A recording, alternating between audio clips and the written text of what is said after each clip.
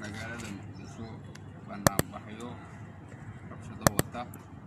Banaanbaxyadu waxa ay soo bilowdeen xalay fiidkii, saakay ayay dib u sii bilowdeen. Sababta banaanbaxyadu waxay ahayd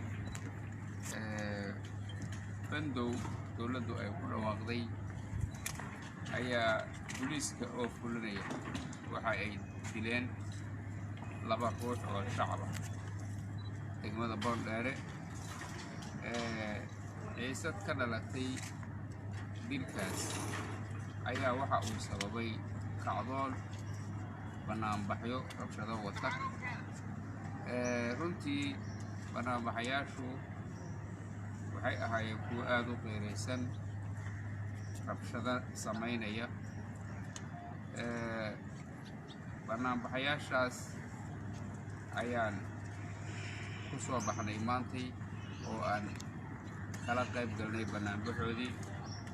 Runtii banaanbaxayaasha oo intooda badan ay ahaayeen dhalinyaro Soomaaliyeed, sida ay noo qadariyeen noo dhageysteen ayaan uga mahadcelinayaa dhammaantood dhalinyarada Soomaaliyeed ee muujinaya dareenkooda.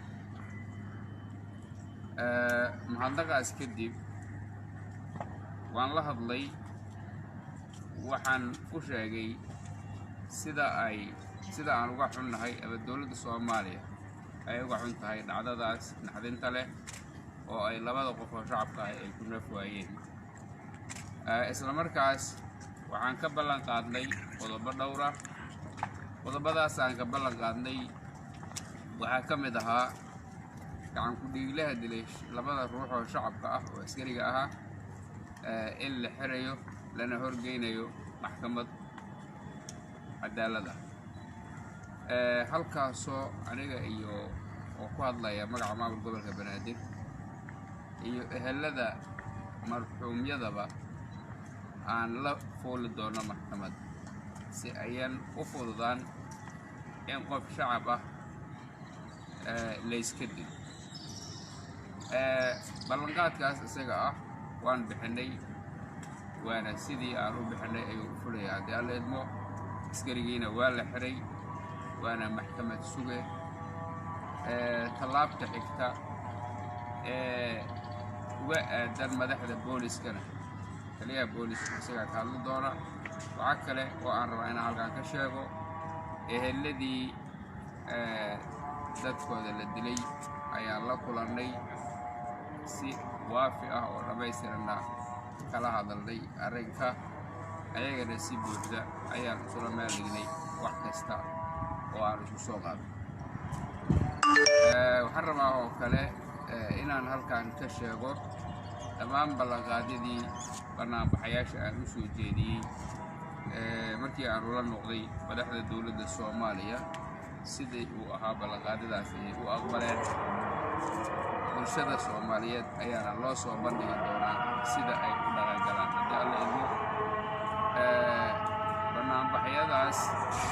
Banaanbaxayaasha qodobada ay ka hadlayeen ayaa waxa ay kala ahaayeen inta ugu muhiimsan dhacdada foosha xun oo xalay dhacday iyo doorka uga aadan dowladda oo aan doorkeennii sheegnay kana qaadanayno. Qodobka xiga waxa uu ahaa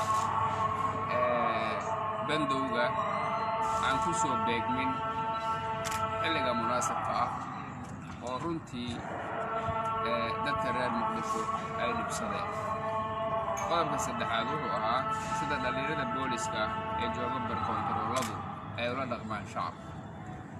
Intaba waa ka hadalnay madaxda Soomaalida, madaxweynaha iyo ra'iisul wasaaraha iyo mas'uuliyiinta kale hawshaas ay khusayso. Waxaa laga soo saaray go'aano aan rajaynayo in taliyaha booliiska oo aan ku soo dhaweyn doono halkaan uu ka hadli doono. Waxaan rabaa bulshada Soomaaliyeed ee ku nool magaalada Muqdisho inaan halkaan uga jeediyo baaq ah. Waa uga mahadcelinayaa marka hore sida ay dareenkooda u muujiyeen. Waxaan rabaa in ka dhawaajiyo dhalinyaraha dhaca marka barnaamijyo noocan oo kale ay yimaadaan. Runtii waxaan raalli ka nahay dadka Soomaaliyeed marka ay wax tahanayaan, marka ay waxa ay dhibsadeen ay muujinayaan inay si isu soo bax inay sameeyaan. Waa arrin wanaagsan, waana soo dhaweynayna. Waxaan runtii aan la aqbali karin aan doonaynaa inay ka waantoobaan dhalinyarada Soomaaliyeed inay wax burburiyaan oo waxa ay burburinayaan ay tahay ayagu wixii ay annaga naga dhaxli lahaayeen. Waxyaabaha ay naga dhaxlayaan qof walba hantidiisa gaarka isaga iska leh, laakiin waxaa jira hanti dadka ka dhaxaysa. Hantida dadka ka dhaxaysa waxaa ka mid ah wadooyinka ayaa ka mid ah, waxaa ka mid ah soolarada ayaa ka mid ah, waxaa ka mid ah goobaha taariikhiga ah ayaa ka mid ah.